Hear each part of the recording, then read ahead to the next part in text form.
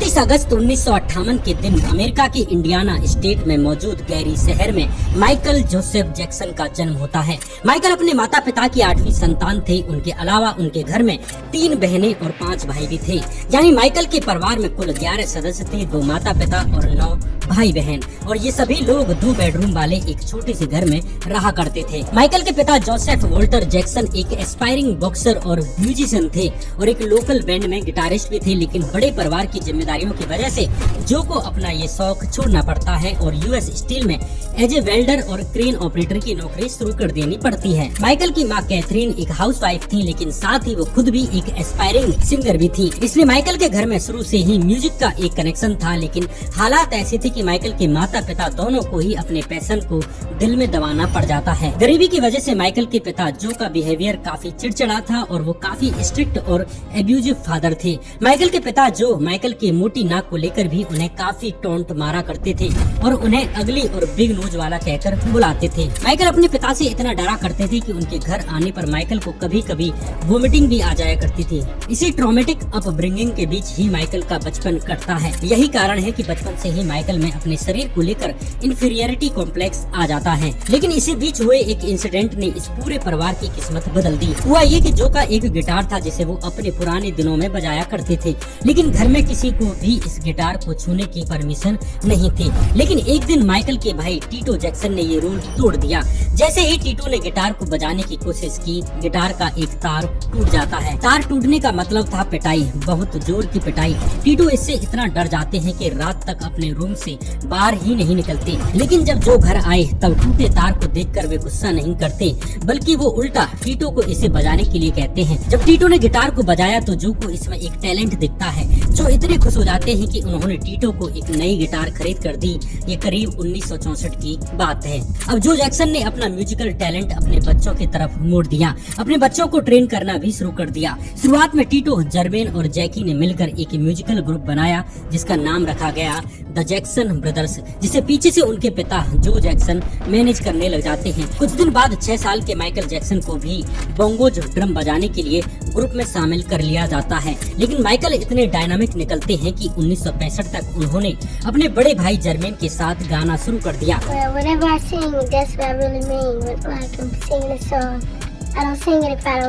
शुरू में Jackson brothers आसपास के स्कूलों के फैशन शो जैसे छोटे छोटे प्रोग्राम्स में जाना शुरू कर देते हैं और इन्हीं दिनों इस ग्रुप का नाम जैक्सन 5 रख दिया जाता है। इसके 2 महीने बाद ही साल 1966 में जैक्सन 5 ग्रुप ने Theodore Roosevelt high school Gary में हुए एक टैलेंट शो को जीत लिया। इसी शो में माइकल जैक्सन ने डांस करते हुए गाना गाकर सबका ध्यान अपनी ओर खींचा। इसके 2 महीने बाद ही जैक्सन 5 ग्रुप ने एक स्टेडियम में हुए एनुअल टैलेंट शो को भी जीत लिया। ये पहली बार था जब जैक्सन भाइयों के बारे में एक लोकल अखबार गैरी पोस्ट ट्रिब्यून में पहला प्रेस आर्टिकल छपा। दूसरी तरफ पिता जो जैक्सन भी अपने बच्चों को स्कूल के बाद हर रोज 5-5 घंटे रिहर्सल करवाते, जो इतने स्ट्रिक्ट थे कि रिहर्सल में गलती होने पर कभी कभी वायलेंट भी हो जाया करते थे। पिता जो ने अपने बच्चों से एकदम इमोशनल डिस्टेंस रखी। माइकल और उनके अन्य भाई अपने पिता को डैड नहीं कह सकते थे क्योंकि उन्हें उनके पिता ने कहा था कि वे उसे जोसेफ कहकर बुलाएं। पिता जोसेफ ने जैक्सन भाइयों को मिस्टर लकी नाम के एक नाइट क्लब में लगवा दिया, जहां उन्हें हर रात के लिए मात्र $8 मिला करते थे। अपना घर चलाने के लिए सभी भाई हफ्ते में 5 रात, 6 रात और कभी कभी 7 की 7 रात परफॉर्म किया करते थे, सिर्फ $8 के लिए। हालांकि ऑडियंस इन बच्चों की परफॉर्मेंस से इतनी खुश हो जाती थी कि वो इस पर पैसे फेंकने लग जाते थे। इस तरह जैक्सन भाइयों को और थोड़ी एक्स्ट्रा इनकम हो जाती थी। इस वक्त माइकल जैक्सन की उम्र 7-8 साल भर थी और वे नाइट क्लब्स में गाना गा रहे थे, जहाँ कभी नग्न लड़कियाँ नाचती थी तो कहीं बड़े लड़कों में आपस में ही लड़ाइयाँ हो जाती थी और कहीं कोई उल्टी कर रहा होता था।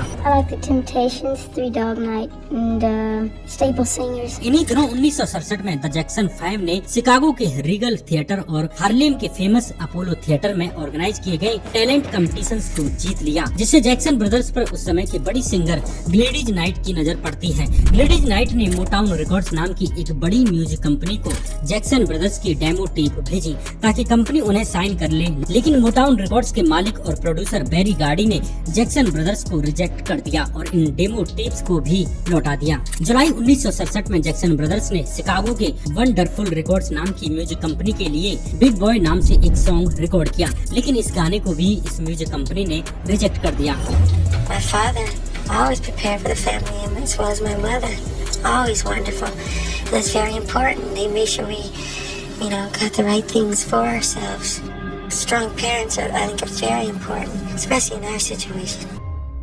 जैक्सन ब्रदर्स न केवल नाइट क्लब्स में रेगुलर जा रहे थे, बल्कि गैरी और शिकागो के स्कूल्स, हॉल्स, थिएटर्स में होने वाले बहुत से प्रोग्राम्स में परफॉर्म करने के लिए भी जाते थे। इस कारण अक्सर गैरी शहर में जगह जगह पर द जैक्सन 5 के पोस्टर और बोर्ड भी लगने लगते हैं। इन्हीं पोस्टर्स पर गार्डन कीथ की नजर पड़ जाती है, जो गैरी शहर में एक छोटी record company steel town records चलाते थे। कीथ को हैरानी होती है कि इतने छोटे बच्चे लगातार इतने सोच कर रहे हैं, इसलिए कीथ ने एक लोकल म्यूजिशियन से जैक्सन परिवार का फोन नंबर मांगा और जैक्सन परिवार से मिलने के लिए उनके घर पहुंच जाते हैं, जहां जैक्सन ब्रदर्स ने कीथ के लिए अपने लिविंग रूम में ही परफॉर्म करना शुरू कर दिया। कीथ ये परफॉर्मेंस देखकर हैरान रह जाते हैं। वे सबसे ज्यादा छोटे लड़के माइकल जैक्सन से इम्प्रेस होते हैं, क्योंकि माइकल गाते गाते डांस भी करते थे। फाइनली कीथ ने नवंबर 1967 में जैक्सन 5 के साथ 6 महीने का कॉन्ट्रैक्ट साइन कर लिया। कीथ के घर के बेसमेंट में उनका खुद का भी एक छोटा रिकॉर्डिंग स्टूडियो था, लेकिन कीथ अच्छे साउंड और बैकग्राउंड सिंगर्स के लिए जैक्सन ब्रदर्स को शिकागो के सन्नी सॉयर स्टूडियो में ले जाते हैं, जहां बिग बॉय सॉन्ग रिकॉर्ड किया जाता है। बिग बॉय सॉन्ग, जिसे I am a big boy now भी कहा जाता है, द जैक्सन 5 ग्रुप का पहला गाना था, जिसे उस समय मात्र 9 साल के सिंगर माइकल जैक्सन ने गाया। 31 जनवरी 1968 के दिन बिग बॉय सॉन्ग को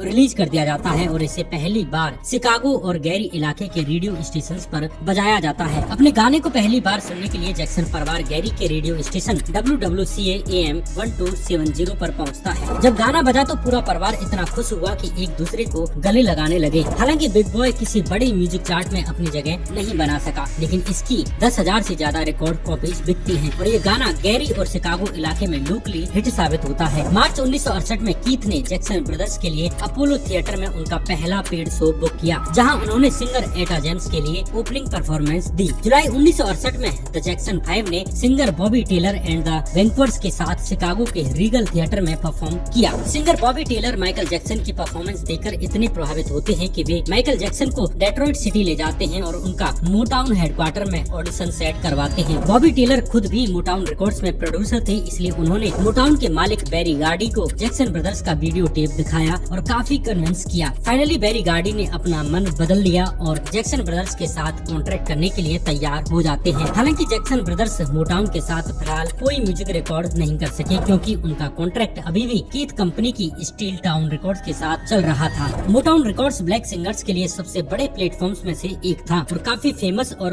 रिसोर्सफुल था, जहां सिंगर्स और प्रोड्यूसर्स की टीमें लगातार नए नए हिट गाने तैयार करती थी। मोटाउन अपने सिंगर्स की पब्लिक इमेज पर भी काम किया करती थी, जिससे उन्होंने कई कलाकारों को बहुत बड़ा स्टार बना दिया, जिनमें से एक थी डायना रोज।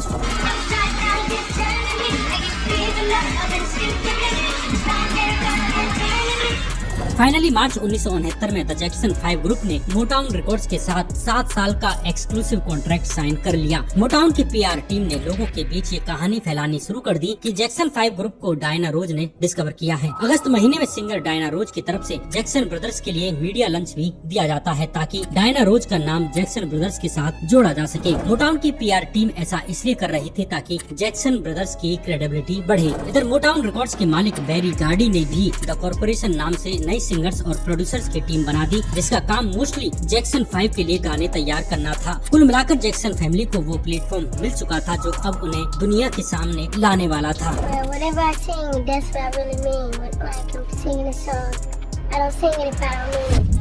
अक्टूबर 1969 में जैक्सन ब्रदर्स का मोटाउन के अंडर पहला गाना I want you back release कर दिया जाता है। ये गाना पब्लिक में आते ही छा जाता है और अमेरिका के फेमस बिलबोर्ड हॉट 100 चार्ट में नंबर 1 पर पहुंच जाता है। लोग बेहद कम उम्र के माइकल जैक्सन की आवाज और स्टेज प्रेजेंस से बेहद हैरान थे। मोटाउन ने भी इस गाने का बड़े लेवल पर प्रमोशन किया। जैक्सन ब्रदर्स पहली बार टीवी पर नजर आ रहे थे, उन्हें अलग अलग टीवी शोज में बुलाया गया। इन्हीं दिनों दिसंबर 1969 में जैक्सन ब्रदर्स का पहला एल्बम रिलीज किया गया, जिसका नाम रखा गया Diana Ross presents the Jackson 5। इस एल्बम के नाम के साथ डायना रोज का नाम जोड़े जाने से लोगों में ये मैसेज गया कि खुद बड़ी म्यूजिक स्टार डायना रोज ने जैक्सन 5 को खोजा है। इससे लोगों के अंदर क्यूरियोसिटी जाग जाती है कि आखिर इन लड़कों में ऐसा कौन सा टैलेंट है। इस एल्बम का गाना आई वॉन्ट यू बैक पहले ही सुपरहिट हो चुका था, इसलिए इस एल्बम की लाखों कॉपीज बिकती हैं। जैक्सन ब्रदर्स को अमेरिका में काफी पसंद किया जाने लगा। खासकर लोग माइकल जैक्सन की आवाज और उनके स्टेज प्रेजेंस की दीवाने होने लगते हैं। उस दौर में मोटाउन के पास पहले से ही कई बड़े कलाकार थे, लेकिन जैक्सन 5 की एनर्जी इन सब में सबसे ज्यादा अलग थी। मोटाउन ने तुरंत ही जैक्सन 5 को अपना मेन स्टार ग्रुप बना दिया। TV shows, interviews, live concert, posters, magazine cover, हर जगह पर अब सिर्फ जैक्सन 5 ही दिखाई देने लगे। जैक्सन परिवार की इकोनॉमिक कंडीशन भी अब सुधरने लगती है। जो परिवार कुछ महीने पहले तक तंगहाली में जी रहा था और 2 कमरे के एक छोटे से मकान में रह रहा था, उन्होंने मई 1971 में कैलिफोर्निया में एक 2 एकड़ का बड़ा सा घर खरीद लिया और शिफ्ट हो जाते हैं। इस वक्त माइकल की उम्र सिर्फ 13 साल थी। यही वो वक्त था जब माइकल अपना सोलो करियर शुरू कर देते हैं। 14 साल की उम्र में माइकल की एक सोलो एल्बम बैन रिलीज होती है, जो इंस्टेंटली ही हिट हो जाती है। इस एल्बम के बाद माइकल अब चाइल्ड परफॉर्मर से टीन आइडल